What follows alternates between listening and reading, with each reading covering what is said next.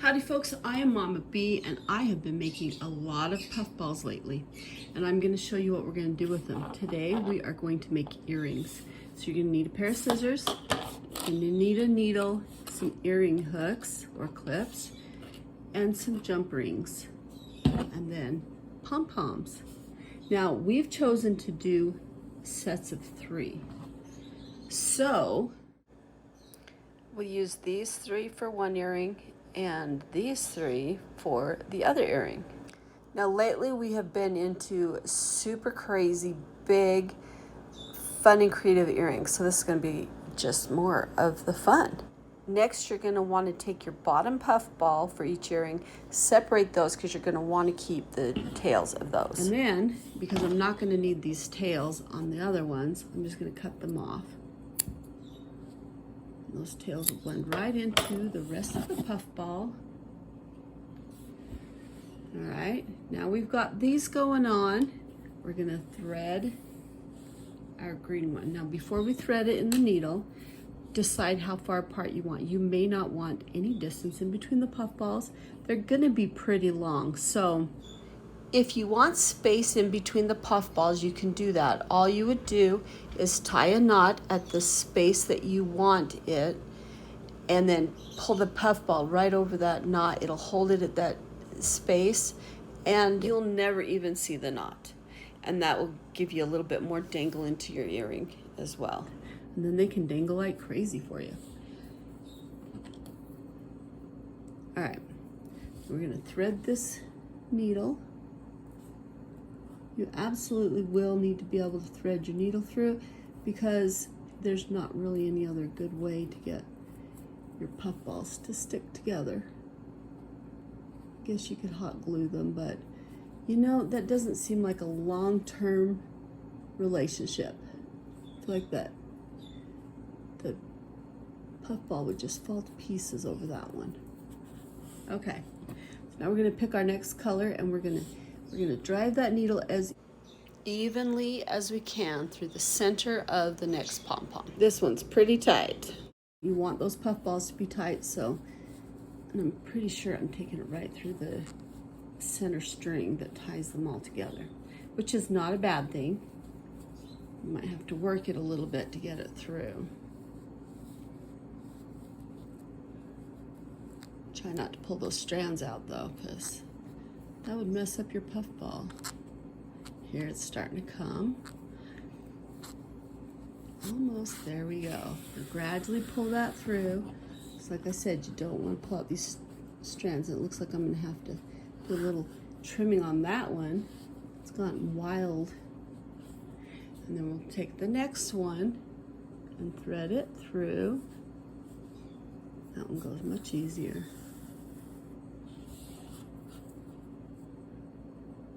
Decide where you want it to be in length, and then thread your jump ring.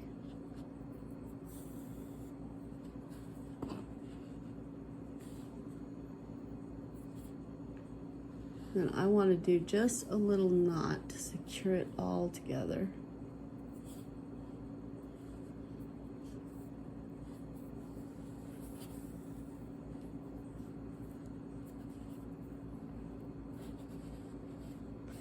And then we're going to drive that thread right back through all of those pom-poms. Maybe not all at once, but you want to get that needle all the way through, because that will give it security. And then we're just going to end in the green, because then we can add another string to the pom-pom, and that's where our end will go. That going all the way in. We grab that little jump ring and give it the distance that we want. Pull it nice and tight and cut that end. We're going to just hook that jump ring right around our hook. Pop it in there. And there you go, folks. There you have it. One very extravagantly loud earring. Okay, now we're gonna do the next one. We're gonna start again by picking our string, and I wanna do the bottom one. And then I'm just gonna cut off the tails from the others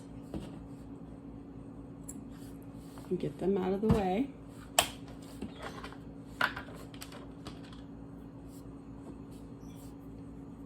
Now we're just gonna thread this needle.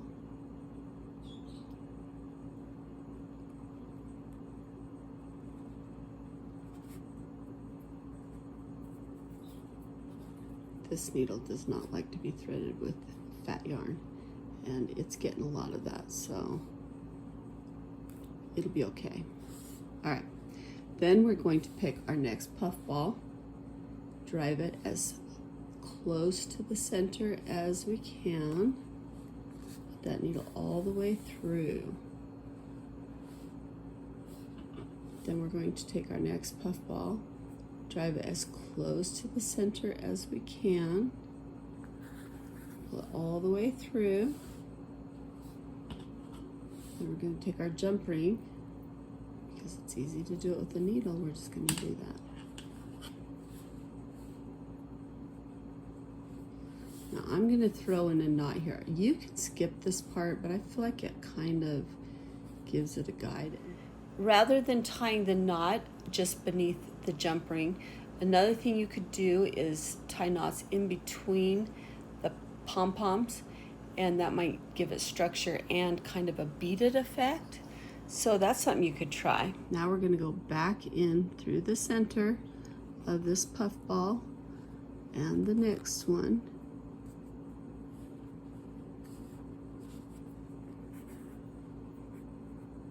So for security, you could easily tie a knot there, and it would kind of look like a small bead, so that would be cute.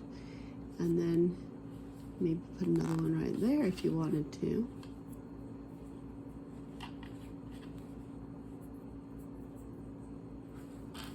And then drive it through the center of the big one as well. That one doesn't have to be as centered as much because we're just going to cut the tail off. At this point, it's not doing much to shape this earring. Then you'll want to compare it to the other one. Make sure they're about the same tightness, looseness. And then just snip off that end. Now you can take your earring, hook it on that jump ring, and there's your pom-pom earring set. Isn't that fun and just super vibrant and loud and crazy? But they're also pretty light, so you can have fun with these. Folks, thanks for watching our videos. We have so much fun making them for you. Have a fantastic day.